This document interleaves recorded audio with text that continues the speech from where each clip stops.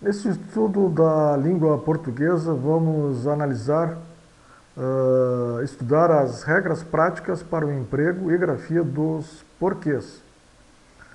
A palavra porquê, ou a expressão porquê, ela aparece nos textos em português de 4 formas.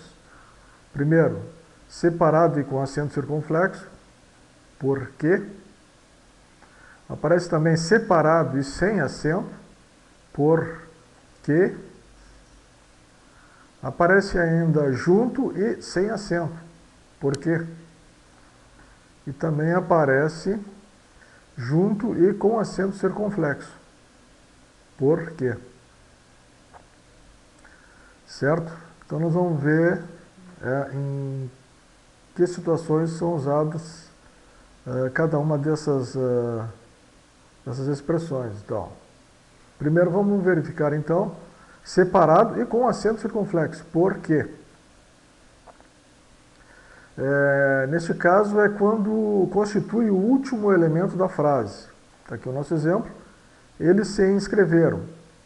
Por quê? Caso surja no final de uma frase, né, imediatamente antes de um ponto final, né, um ponto final, ou um ponto de interrogação, ou de exclamação, ou de reticências, a sequência deve ser grafada, então, por quê? O por e o que com acento circunflexo. Pois, devido à preposição na frase, um monossílabo passa a ser tônico.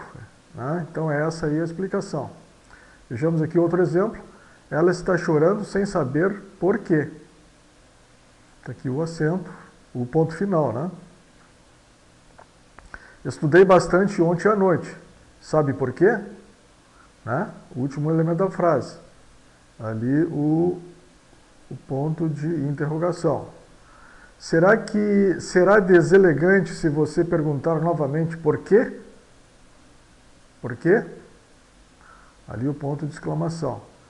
Vejamos como é que ele aparece na literatura. Vamos ver essa frase usada por Freud no livro Totem e Tabu e Outros Trabalhos. Tudo é proibido e eles não têm nenhuma ideia por quê e não lhes ocorre levantar a questão. Né? Está aqui o porquê, né? Como último elemento da frase. Vejamos agora quando o porquê é empregado separado e sem acento. Neste caso, temos duas situações aqui. Tá? Situação A e situação B. Vejamos primeiro situação A. Quando numa interrogação direta ou indireta, não se acha no fim da frase. Né? Então, nós temos uma interrogação direta ou indireta e ele não aparece no fim da frase. A forma porque é a sequência da preposição por e um pronome interrogativo que. Neste caso, equivale a por qual razão ou por qual motivo. Vejamos aqui o nosso exemplo. Por que você não se manifestou antes? Né? Então, uma interrogação, né? E não se acha no fim da frase. Quero saber por que não aceitaram o meu aval. Né? Aqui uma interrogação indireta, né? E também ele não está no fim da frase. Desejo saber por que você voltou tão tarde para casa. Por que você comprou o casaco? Tá? É uma interrogação e está no início da frase. Interrogação direta, né? Vejamos aqui como é que é usado na literatura. Também Freud, em Totem e Tabu, usa a seguinte frase.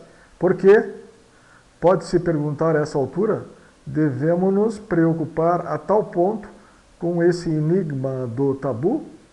Tá? Então, interrogação, né? E é uma interrogação direta e não está no fim da frase esse porquê, né? Então, por quê?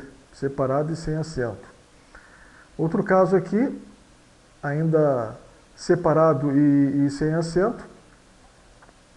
Há casos em que porque representa a sequência, preposição mais pronome relativo, equivalendo a pelo qual, pela qual, pelos quais, pelas quais.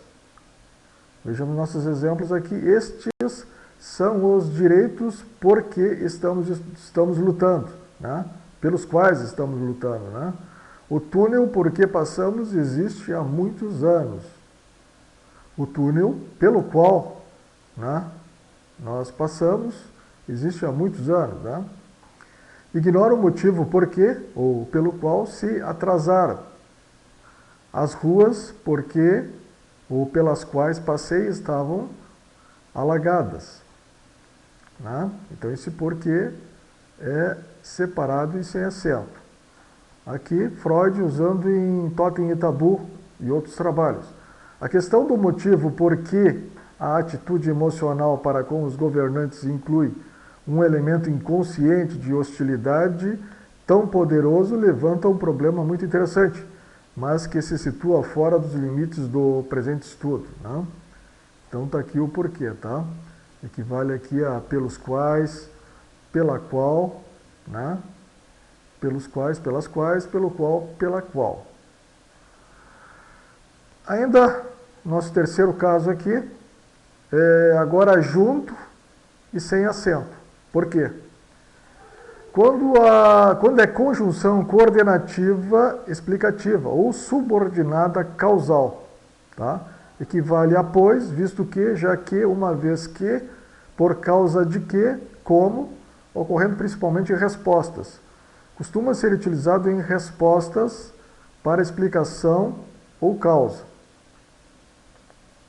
Corram, porque a chuva não vai demorar, né?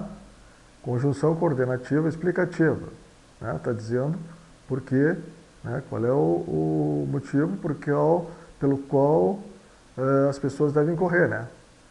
Corram porque a chuva vai demorar, né? Devem ter viajado porque o portão está chaveado. Vou ao supermercado porque não temos mais frutas.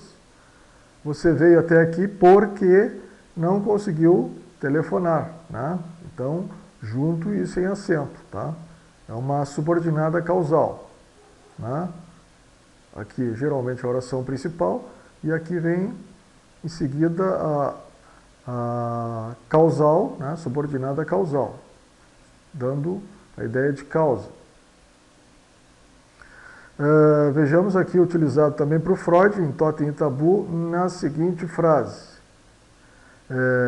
Pode parecer que descobrimos assim os motivos que levaram os nativos australianos a estabelecer suas restrições matrimoniais. Mas vamos agora saber que o estado de coisas real revela uma complexidade muito maior e, à primeira vista, desconcertante, porque existem poucas raças na Austrália em que a barreira totêmica constitui a única proibição, né? Então, causal aqui, né? Subordinada causal. Por fim, junto e com acento circunflexo. Está aqui, por quê. A forma por quê representa um substantivo, tá? Significa causa, razão, motivo. E normalmente surge acompanhada de palavra determinante, como um artigo, por exemplo, tá? Geralmente ele vai vir antecipado, né? Antecedido de um artigo, né? Determinante, né? Então, tudo na vida tem o porquê, tem o motivo.